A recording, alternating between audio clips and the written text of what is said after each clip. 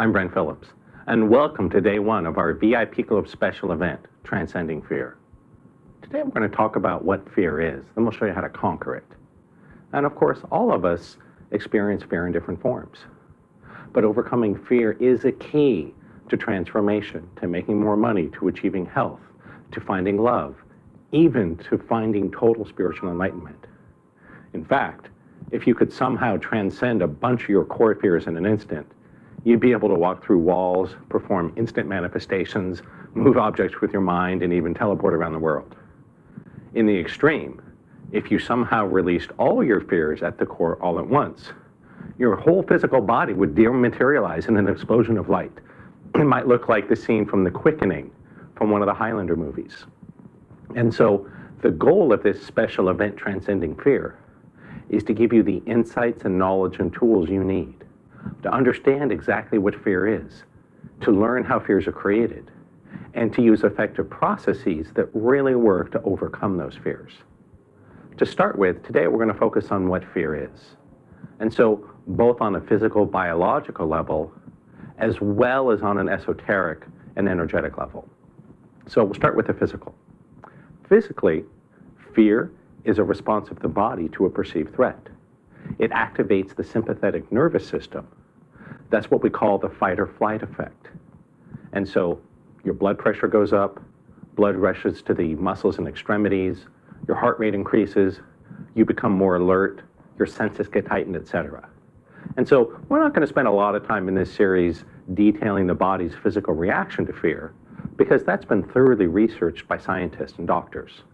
For our purposes here, it's sufficient to recognize that fear is a powerful biological imperative designed to keep us alive in a dangerous environment. And so fear works its magic in the body through the sympathetic nervous system, what's often known as the fight or flight response. And so what we're really interested in is the esoteric and energetic definition of fear, because this gives you the knowledge and the wisdom to actually start overcoming those fears. Let's start with a quick, a little silly, but I think there's a lot of truth in it, a little quick and silly definition of fear. Fear is false evidence appearing real, F-E-A-R. And so as we expand on what fear is and where it comes from, I think you'll find this definition is not only kind of funny, it's also quite insightful and accurate. The way I like to think about fear is, it is the opposite, it is the polar opposite to love. So everything in the universe is composed of opposite energies, kind of like two sides of a coin. And so at the most fundamental level, everything in the universe is just a combination of fear and love, like the two sides of a coin. It's impossible to separate them. You can't have a one-sided coin. So fear is the other side of the love coin. And so the interaction or the sacred dance between love and fear creates the entire universe. And so there's a lot of good ways to think about this, but I'm going to provide you a short list of other ways you might think about these polar opposites. So the negative is fear. That's separation, ego, duality, polarity, physicality, the divine male, attachment, agenda, force, past and future, suspicion, worry, stress, and light.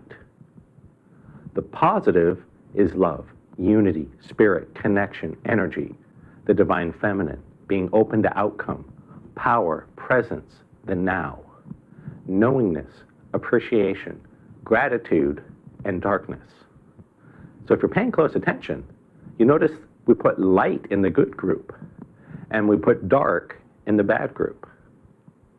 So, notice, nothing is inherently good or bad.